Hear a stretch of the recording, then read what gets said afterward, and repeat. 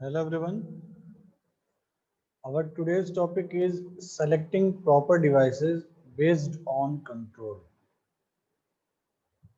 Previous lectures में हमने बहुत सारे बेसिक इनपुट और आउटपुट डिवाइसेस के बारे में ऑलरेडी स्टडी कर लिया है। आज के इस टॉपिक में जिसमें on the basis of control हम इनपुट डिवाइसेस को या यूं कहें कि अप्रोप्रिएट डिवाइस जो कि हमारे इंटरफेस के लिए कंफर्टेबल होती है उसको हम चूज करते हैं। लेकिन किसी भी डिवाइस को, चाहे वो इनपुट डिवाइस हो चाहे वो आउटपुट डिवाइस हो, उस इनपुट डिवाइस को किसी स्पेसिफिक इंटरफेस के लिए सेलेक्ट करने से पहले हमें उस इनपुट डिवाइस के बेसिक प्रॉपर्टीज, उसकी वर्किंग फंक्शनैलिटीज, ये सारी चीजें पता होनी चाहिए। तभी हम इजीली आइडेंटिफाई कर पाएंगे कि हमारे इंटरफेस के लिए कौन सा इनपुट डिवाइस या कौन सा आउटपुट डिवाइस बेस्ट हो। ठीक है। So basically selecting proper devices based on control में बेसिकली हम अपने सिस्टम को कोई इनपुट प्रोवाइड करके कंट्रोल करते हैं वाया इंटरफेस। तो हम उस इनपुट को अपने इंटरफेस तक इजी से इजी वे में कैसे पहुंचा सकें, इसके लिए हम कंट्रोल के बेसिस पे, बेस्ड ऑन कंट्रोल के बेसिस पे हम इनपुट डिवाइसेस का सिलेक्शन करते हैं। सो device based control, often called input devices, are the mechanism through which people communicate their desires to the system. Means आप जो भी सर्टेन एक्टिविटीज सिस्टम पे परफॉर्म करना चाहते हैं, उस सर्टेन एक्टिविटीज को सिस्टम पे परफॉर्म करने के लिए आपको कुछ सर्टेन इनपुट देने होते हैं और वो इनपुट आप किसी इंटरफेस के थ्रू मशीन तक पहुंचाते हैं। लेकिन उस इनपुट को मशीन तक इंटरफेस के थ्रू पहुंचाने के लिए उस इंटरफेस का और उस इनपुट डिवाइस का एक दूसरे से कंपेटिबिलिटी बहुत जरूरी है। या यूं कहें कि हम एक ऐसे इनपुट डिवाइस को यूज करें जिसके थ्रू हम इजी वे में अपने इनपुट डेटा को मशीन तक पहुंचा सकें। तो सबसे पहले हमें क्या करना होता है, अपने इंटरफेस के लिए उस इनपुट डिवाइस को आइडेंटिफाई करना होता है। तो हमारे पास बहुत सारे इनपुट डिवाइसेस है, जैसा कि आपको यहाँ स्क्रीन पे दिख रहा है। Track ball, joystick, graphic tablet, slide pen, touch screen, voice, mouse, keyboard, different types के इनपुट डिवाइसेस हैं। लेकिन इन इनपुट डिवाइसेस में से कौन सा इनपुट डिवाइस हमारे इंटरफेस के लिए बेस्ट होगा, इसके लिए सबसे पहले हमें उस इनपुट डिवाइस के एडवांटेज, उसके डिसएडवांटेज एज वेल एज उसकी फंक्शनैलिटीज के बारे में हमें पता होना चाहिए। जैसे कि आप यहाँ देख रहे हैं डिफरेंट डिवाइसेस के बारे में, उसके एडवांटेज, डिसएडवांटेज, उसके डिस्क्रिप्शन और उसकी फंक्शनैलिटीज के बारे में बताया गया है। बेसिकली इससे पहले के लेक्चर्स में बेसिक इनपुट आउटपुट डिवाइसेस के बारे में हमने पढ़ा है। लेकिन आज जो मोटो है पढ़ने का, वो मेन मोटो ये है कि कैसे हम आइडेंटिफाई करें कि कौन सा डिवाइस, कौन सा इनपुट डिवाइस हमारे इंटरफेस के लिए बेस्ट होगा। ठीक है। यानी उस इनपुट डिवाइस के कंट्रोल मैकेनिज्म के बेसिस पे हम उसको सेलेक्ट करते हैं। किसी भी इंटरफेस के लिए जब हम इनपुट डिवाइस का सिलेक्शन करते हैं तो उसके कंट्रोल मैकेनिज्म के बेस पे, मतलब हमें किस तरह की कंट्रोल एक्शन को परफॉर्म करना है और कौन सा इनपुट डिवाइस किस तरह से कंट्रोल एक्शन के लिए सपोर्ट करेगा, उसके भी यहाँ पे हम इनपुट डिवाइसेस को सेलेक्ट करते हैं। तो अगर इनपुट डिवाइसेस की बात करें तो जैसे सपोज करिए कीबोर्ड ही है। कीबोर्ड पे हम बहुत सारे एक्शंस को परफॉर्म करने के लिए, ठीक है, माउस का भी यूज करते हैं नॉर्मली, क्लिक एक्शन परफॉर्म करके नेविगेशन के थ्रू। लेकिन हम कीबोर्ड के थ्रू भी कुछ सर्टेन कमांड्स, शॉर्ट कीज के थ्रू हम सिस्टम को प्रोवाइड करके कोई सर्टेन एक्शन परफॉर्म करते हैं। फॉर एग्जांपल, आप अपने इंटरफेस पे कट कॉपी पेस्ट का ऑपरेशन आप माउस के थ्रू भी परफॉर्म कर सकते हैं। Mouse is a input device और same operation cut copy paste का आप कीबोर्ड के थ्रू भी परफॉर्म कर सकते हैं। तो यहाँ जो कट कॉपी पेस्ट का जो ऑपरेशन हम परफॉर्म कर रहे हैं अपने इंटरफेस पे, बेसिकली यहाँ अगर हम कीबोर्ड इनपुट डिवाइस अगर यूज कर रहे हैं तो उस कीबोर्ड इनपुट डिवाइस में हम बेसिकली उस सर्टेन एक्शंस को परफॉर्म करने के लिए जो शॉर्ट कीज है, हम उस शॉर्ट की को क्या करते हैं, डिफाइन कर देते हैं। हम उस शॉर्ट की को क्या करते हैं, डिफाइन कर देते हैं। ठीक है, तो कहने का मतलब ये है कि हम अपने इनपुट डिवाइस को अपनी सुविधा के हिसाब से, अपनी ईजनेस की अकॉर्डिंग किस तरह से उसको अपने इंटरफेस के लिए कंफर्टेबल बना सकते हैं। जैसे आप कोई इंटरफेस अगर डिजाइन करते हैं तो उस इंटरफेस पे डिफरेंट वो इंटरफेस स्पेसिफिक एक्शन, किसी स्पेसिफिक ऑपरेशन के लिए आपने बनाया होगा, तो उस ऑपरेशंस को यानी उस इंटरफेस पे डिफरेंट टाइप के जो ऑपरेशन परफॉर्म हो रहे हैं, उन ऑपरेशंस को आप माउस के थ्रू भी कर सकते हैं, उन ऑपरेशंस को आप कीबोर्ड के थ्रू भी कर सकते हैं। तो सपोज करिए यूजर अगर माउस से उन ऑपरेशंस को परफॉर्म करता है तो ठीक है, वो नेविगेशन के थ्रू सर्टेन एक्शन को परफॉर्म कर सकता है। लेकिन अगर यूजर माउस के थ्रू कंफर्टेबल फील नहीं कर रहा है, वो कीबोर्ड के थ्रू ज्यादा इजी फील करता है सिस्टम को ऑपरेट करना, तो उसके लिए हम क्या करेंगे, कुछ शॉर्ट कीज यूज करेंगे ताकि यूजर उन शॉर्ट कीज को यूज करके उस सर्टेन एक्शन को परफॉर्म कर सके, like control X, control C, control V. ठीक है, तो इन शॉर्ट कहने का मतलब मेरा ये है कि हम इंटरफेस जब भी डिजाइन करते हैं तो उस इंटरफेस पे डिफरेंट एक्शंस को परफॉर्म करने के लिए जो हम इनपुट डिवाइसेस यूज करते हैं, उस इनपुट डिवाइसेस को हम उसके फंक्शनैलिटी और अपने कंट्रोल की बिहाफ पे उसको सेलेक्ट करते हैं। जैसे कि यहाँ पे पहला जो हमारा इनपुट डिवाइस है, track ball basically a ball that rotates freely in all direction in its sockets. Advantage क्या है इसकी, direct relationship between hand and pointer movement in terms of direction and speed, does not obscure vision of the screen, does not require additional disk space. कुछ disadvantages भी हैं, movement indirect in plane different from screen, requires hand to be removed from keyboard keys, requires different hand movement, may be difficult to control, may be fatigue you to use over extended time.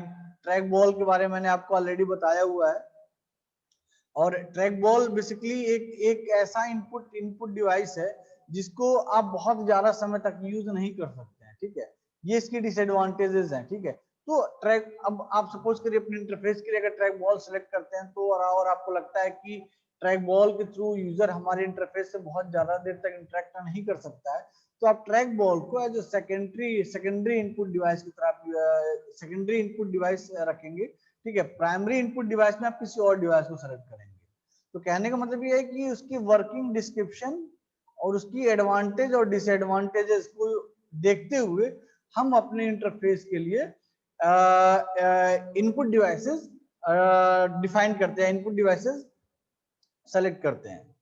Joystick, अब suppose करिए कि आपने कोई game बनाया, ठीक है, तो normally किसी भी गेम को आप कीबोर्ड के थ्रू भी खेल सकते हैं, लेकिन अगर कि उस गेम को खेलने के लिए हम जॉयस्टिक बना दें या फिर एक अलग सा इनपुट सेट बना दें जिसमें स्टीयरिंग हो, जिसमें गियर्स हो, यानी आप जब उस एनएफएस के गेम को खेल रहे हो, आप स्टीयरिंग घुमाएं और कार टर्न हो जाए कंप्यूटर की स्क्रीन के अंदर, आप गियर लगाएं, कार की स्पीड एक्सीलरेटर ले, कार की स्पीड एक्सीलरेट हो जाए, मींस आपने अपने उस इंटरफेस के लिए जो इनपुट डिवाइस सेलेक्ट किया है वो इस तरह से सेलेक्ट किया है कि वो आपके इंटरफेस को प्रॉपर्ली सपोर्ट करे एज वेल एज यूजर को सपोर्ट करे। तो फॉर एग्जांपल अगर जॉयस्टिक की बात करें तो अगर आपने कोई गेम बनाया है सपोज कर लिए, ठीक है, तो अब उस गेम के लिए आप कौन सा इनपुट डिवाइस आपके लिए ज्यादा बेस्ट होगा, कीबोर्ड या जॉयस्टिक? ऑब्वियसली जॉयस्टिक ज्यादा बेस्ट होगा, क्यों? क्योंकि जॉयस्टिक के थ्रू हम अपने उस गेम को इजिली खेल सकते हैं। ठीक है, तो यहाँ भी ये देखिए जॉयस्टिक के रिगार्डिंग एडवांटेज और डिसएडवांटेज गिवन है। क्यों? क्योंकि हम इसके एडवांटेज और डिसएडवांटेज को देखते हुए आइडेंटिफाई कर पाएंगे। अगर हमारे पास 10 इनपुट डिवाइसेस है, उन 10 इनपुट डिवाइसेस के एडवांटेज और डिसएडवांटेज, उनकी वर्किंग सिनेरियो गिवन है, तो इन तीनों चीजों को देखते हुए हम कंपेयर करके ये आइडेंटिफाई कर सकते हैं कि कौन सा वाला इनपुट डिवाइस हमारे इंटरफेस के लिए सबसे बेस्ट होगा। ठीक है, सो अगर जॉयस्टिक की बात करें तो करें direct relationship between hand and pointer movement in terms of direction and speed. सिर्फ डायरेक्शन एंड स्पीड, जब भी हम कोई गेम खेलते हैं तो उस गेम में सपोज करें एनएफएस की बात करें, एनएफएस में क्या किस डायरेक्शन में कार को मूव होना है, कितनी स्पीड से कार चलनी चाहिए, तो ये सारी चीजें अगर हम बहुत फास्ट परफॉर्म कर सकें तो हमारे गेम जीतने के चांसेस बढ़ जाते हैं। तो ये जो एडवांटेज है ये डिफाइन करेगा कि हमें उसका सिलेक्शन करना है या नहीं करना है उस इनपुट डिवाइस का अपने इंटरफेस के लिए, और ये जो डिसएडवांटेज है ये बताएगा कि हमें उस इनपुट डिवाइस को अगर डिस्कार्ड करना है इंटरफेस पे तो क्यों करना है। जैसे क्या कह रहा है, movement indirect in place different from screen, requires hand to be removed from keyboard keys, require different hand movements, कि may be difficult to control, may be difficult to control इसलिए क्योंकि हर कोई जो है कीबोर्ड सभी यूज करते हैं, keyboard में 4 कीज होती हैं, forward, backward, left and right, तो उन कीज के बारे में सभी जानते हैं, उनके थ्रू वो एनएफएस गेम को खेल सकते हैं। लेकिन अगर जॉयस्टिक हर किसी ने नहीं यूज किया होता है, इसलिए जॉयस्टिक के बारे में सभी नहीं जानते हैं, तो हो सकता है कि सबके लिए यूज करना डिफिकल्ट हो। ठीक है, may be fatigue to use over extended time, may be slow and inaccurate. ठीक है, यानी अगर आपने may be slow and inaccurate इसलिए क्योंकि हो सकता है कि आपने उस अपने इंटरफेस को इंटरनली इस तरह से डिजाइन नहीं किया हो कि वो उस जॉयस्टिक को सपोर्ट ना करे। ठीक है, तो कहीं ना कहीं कंपेटिबिलिटी इशू पे बहुत ज्यादा फोकस करना होता है, तभी जाके वो इनपुट डिवाइस हमारे उस इंटरफेस को सपोर्ट करता है। नॉर्मली आपने देखा होगा बहुत सारे हम हार्डवेयर लगाते हैं, वो हार्डवेयर हमारे सिस्टम को सपोर्ट नहीं करते हैं बिकॉज ऑफ ड्राइवर्स, क्योंकि हमारे ओएस को पता ही नहीं होता है कि हमने कोई ऐसा इनपुट डिवाइस या फिर अगर हम कोई प्लग एंड प्ले इनपुट या आउटपुट डिवाइस नहीं यूज कर रहे हैं, तब की मैं बात कर रहा हूँ, हमारे सिस्टम को ये पता ही नहीं होता है कि हमारे सीपीयू के साथ कोई एक्सटर्नल हार्डवेयर या फिर कोई इनपुट या फिर कोई आउटपुट डिवाइस कनेक्टेड है। उसके लिए प्रॉपर ड्राइवर डालना होता है या फिर वो ड्राइवर ऑटोमेटिकली डिटेक्टेड हो जाए, plug and play type devices हो। ठीक है, नेक्स्ट हमारा ग्राफिक टच टैबलेट। ये बेसिकली देखिए एक ऐसा इनपुट मेथड है जो जिसके थ्रू हम किसी भी इंटरफेस को इजीली कंट्रोल कर सकते हैं। जैसे सपोज करिए आप एटीएम की बात करें तो एटीएम पे जितने भी ऑप्शंस आपकी स्क्रीन पे दिखते हैं, आप अपने स्क्रीन के उस ऑप्शन को जस्ट क्लिक करते हैं और सर्टेन एक्शन परफॉर्म हो जाता है। तो कहने का मतलब ये जो ग्राफिक टैबलेट्स है, आप यूं कहें जो टच स्क्रीन का जो ऑप्शन होता है वो किसी भी इंटरफेस के लिए सबसे बेस्ट होता है। बेसिकली इसका वर्किंग प्रिंसिपल क्या होता है, इसमें बेसिकली प्रेशर, हीट, लाइट और light blockage sensitive horizontal surface that lies on the desktop और कीबोर्ड। सपोज करिए आपने अपने टच स्क्रीन के टैबलेट पे एक वर्चुअल कीबोर्ड शो किया हुआ है। अब उस वर्चुअल कीबोर्ड को अगर आप यूज कर रहे हैं तो वहां पे प्रेशर का बड़ा इंपॉर्टेंट रोल प्ले होता है। जब हम अपनी फिंगर से उसको टच करते हैं, ठीक है, तो हमारे फिंगर पे एग्जिस्टिंग चार्ज और उससे स्पेसिफिक स्क्रीन के स्पेसिफिक एरिया पे एग्जिस्टिंग चार्ज जब न्यूट्रलाइज्ड होते हैं तब जाके वो स्क्रीन का वो स्पेसिफिक एरिया जो है वो एक्टिव हो जाता है। तो ये कुछ वर्किंग प्रिंसिपल्स हैं इसके। एडवांटेज की बात करें तो direct relationship between hand and pointer movement in terms of direct and speed does not obscure vision of a screen, more comfortable horizontal operation plane. Disadvantage की अगर बात करें तो movement is indirect in a plane different from a screen, requires hand to be removed from keyboard, requires different hand movement to use, finger may be too large from accuracy with small objects। ठीक है, तो ये इसका working description है और इसके advantages और इसके डिसएडवांटेजेस है। सेम टच स्क्रीन का भी है। अब बात करते हैं लाइट पेन की।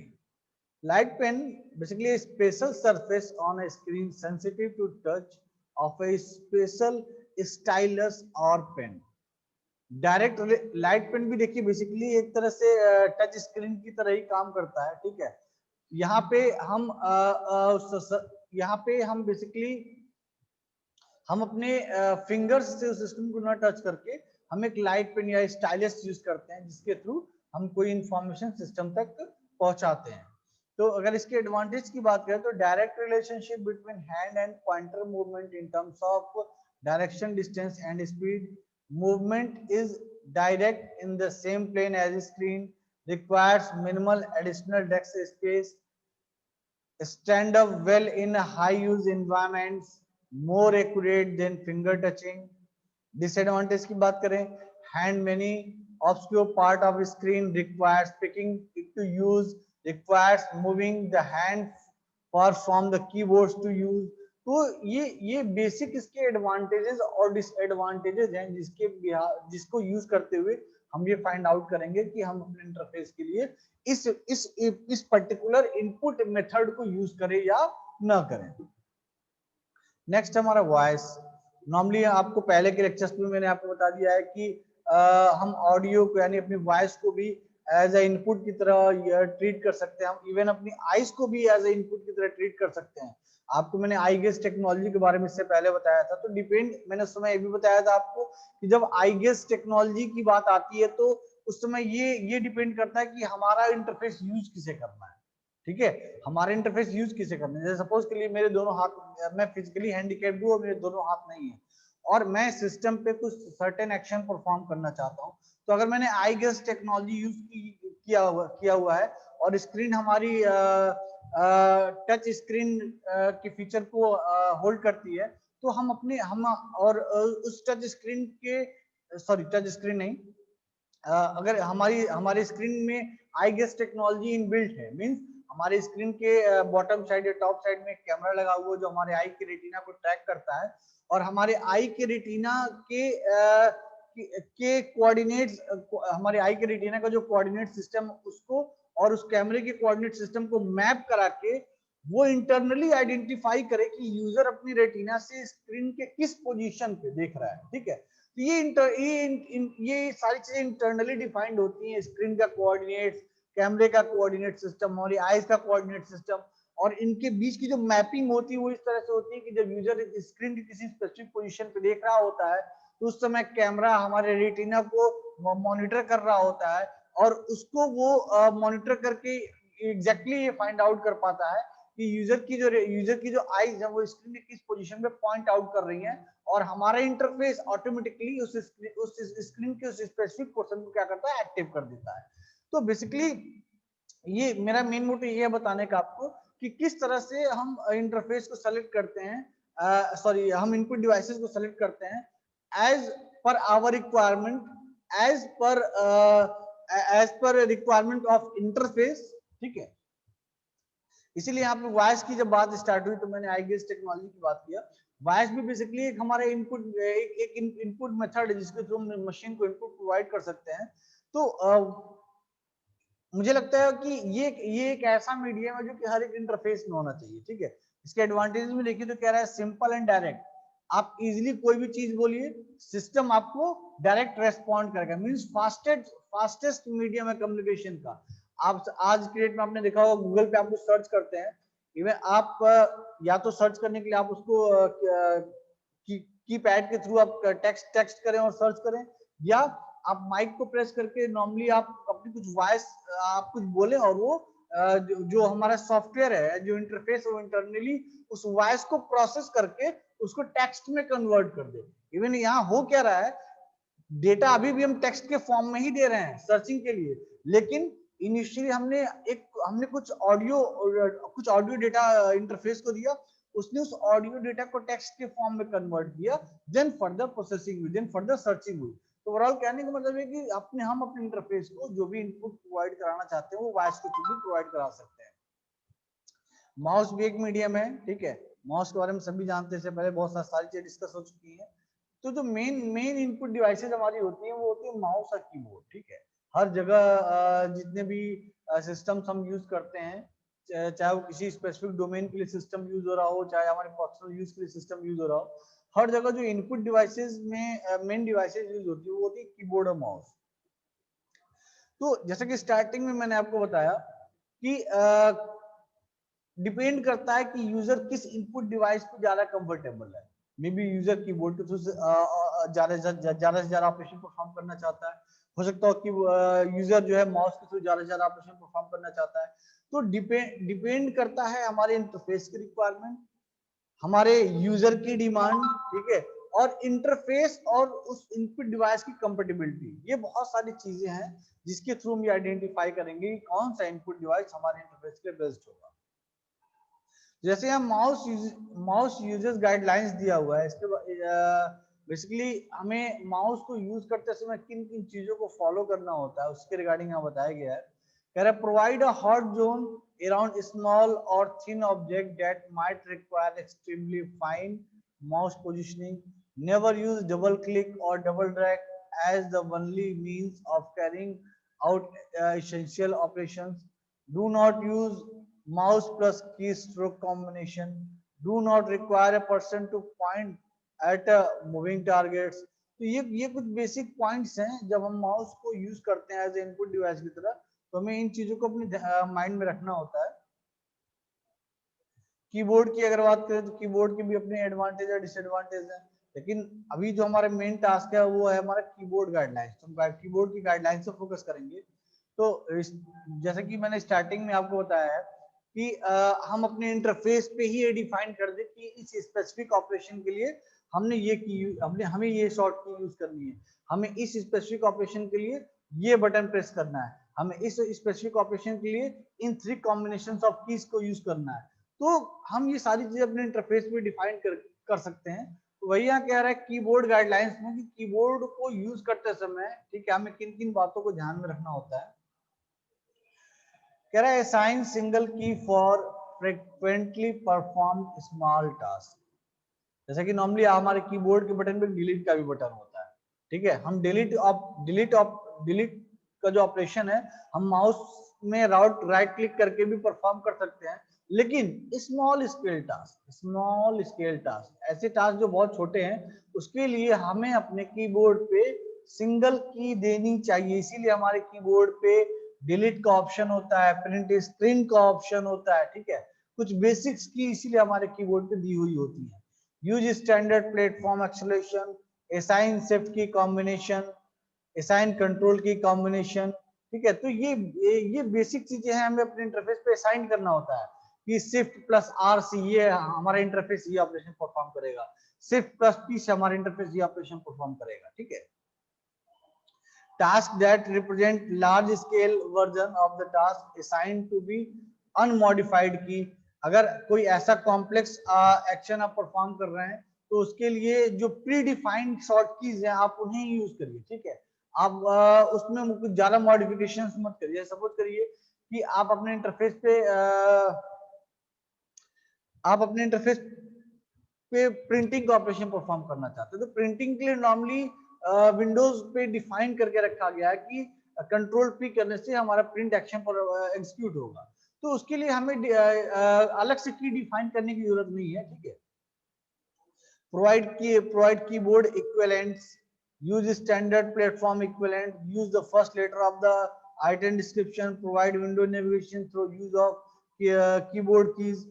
इन शॉर्ट कहने का मतलब यह है कि आप कीबोर्ड को इस तरह से डिजाइन करें या कीबोर्ड को अपने इंटरफेस पे इस तरह से यूज करें कि आप हर एक एक्शन, हर एक ऑपरेशंस को अपने कीबोर्ड पे जो परफॉर्म कर सकें। उसके लिए अंडरस्टैंडिंग बहुत जरूरी है। इसीलिए यहाँ कह रहा है use the first letter of the item description, use the first letter of the item description. इसलिए देखिए कीबोर्ड पे फंक्शनल कीज जो होती है, जो F1, F2, F3, F4, जो फंक्शनल कीज होती हैं, उन फंक्शनल कीज पे लिखा होता है F1 मींस फंक्शनल की का जो सबसे पहला कैरेक्टर है F, ठीक है, वो उस पर मेंशन होता है। लेकिन कई सारी फंक्शनल कीज हैं, इसीलिए उस फर्स्ट कैरेक्टर के साथ, उस फर्स्ट लेटर के साथ 1 ऐड हो जाता है, 2 ऐड हो जाता है, 3 ऐड हो जाता है, means there are different functional keys, ठीक है। नेविगेशन कर सकते हैं कीबोर्ड्स के की के थ्रू, ठीक है। ये इन शॉर्ट देखा जाए तो ये वही सारे बेसिक्स ऑपरेशन है, जैसे कि हमें शॉर्ट कीज डिफाइन कर देना अपने इंटरफेस पे, ठीक है, बाय यूजिंग शिफ्ट की, कंट्रोल की, और हाँ, provide keyboards for task involving heavy task entry. अच्छा, कीबोर्ड कहाँ कहाँ पे यूज करना बेनिफिशियल होता है, जैसे heavy task entry and manipulation, जहाँ पे आपको बहुत ज्यादा टेक्स्ट एंट्री करनी हो, ठीक है, heavy text entry and manipulation, जहाँ बहुत ज्यादा आपको टेक्स्ट एंट्री करनी हो या बहुत ज्यादा टेक्स्ट में मैनिपुलेशन करना हो, तो उस केस में हम कीबोर्ड को प्रेफरेंस देते हैं। Provide keyboard for task involving, मतलब कहाँ कहाँ पे कीबोर्ड को हम यूज कर सकते हैं, हम कैसे आइडेंटिफाई करेंगे इस टास्क के लिए हमें कीबोर्ड यूज करना है। मींस जहाँ पे टेक्सचुअल ऑपरेशन परफॉर्म करना है वहां पे हम input device as a keyboard use करेंगे। जहां पे हमें क्लिक ऑपरेशन परफॉर्म करना है वहां हम input device as a stylus use करेंगे, लाइट पेन यूज करेंगे, माउस यूज करेंगे। डिपेंड करेगा हमारी डिवाइस पे। अगर हमारी डिवाइस टच स्क्रीन है उस केस में हम स्टाइलस यूज कर सकते हैं, अगर हमारी स्क्रीन टच स्क्रीन नहीं है तो उस केस में माउस यूज करेंगे। तो कहने का मतलब ये डिपेंड करता है कि हम डिवाइसेस कैसे यूज कर रहे हैं, हमें कैसा ऑपरेशन परफॉर्म करना है। Provide an alternative pointing devices for graphical और ड्राइंग टास्क। अभी ने कीबोर्ड के बारे में पढ़ा, तो यहाँ देखिए ये कह रहा है कि हमारे पास अल्टर इनपुट डिवाइसेस में एज अ पॉइंटिंग डिवाइस कई सारे अल्टरनेट्स अवेलेबल है, जैसे कि माउस हो गया, जॉयस्टिक हो गया, ट्रैक बॉल हो गया, टच स्क्रीन हो गया, ग्राफिक टैबलेट्स हो गया, जिसके बारे में अभी हमने ऊपर स्टडी किया, ठीक है। Provide touch screen under the following conditions. अगर हम टच स्क्रीन यूज कर रहे हैं तो टच स्क्रीन यूज करने की क्या क्या कंडीशंस है, कब कब यूज कर सकते हैं हम टच स्क्रीन, यानी ये जो बेसिक कंडीशंस दे दी, इन कंडीशंस का मतलब ये है कि आप ये आइडेंटिफाई कर पाएंगे कि किस केस में हमें टच स्क्रीन यूज करना है। जैसे कि the opportunity for training is minimal, targets are large, discrete and spread out,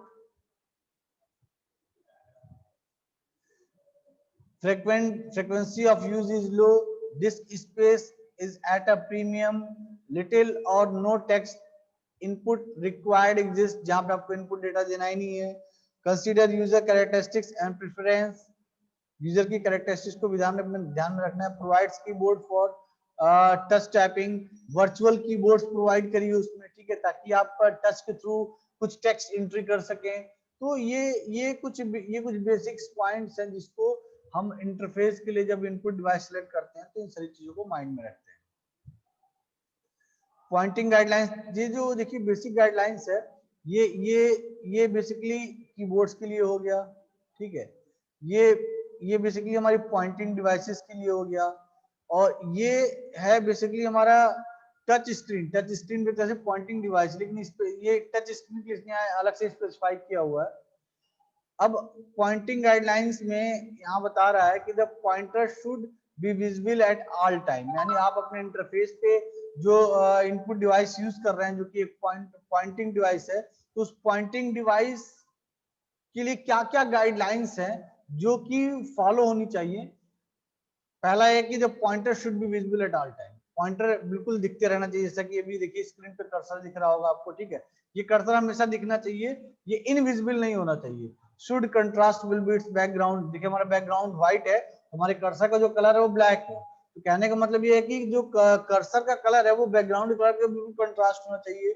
should maintain its size across all screen location during movement, shape of pointers should clearly indicates its purpose and meaning, should be constructed or already defined shapes, should not be used for any other purpose other than its already defined meaning, use only as many shapes as necessary to inform the users about current location and status, animation should not distract।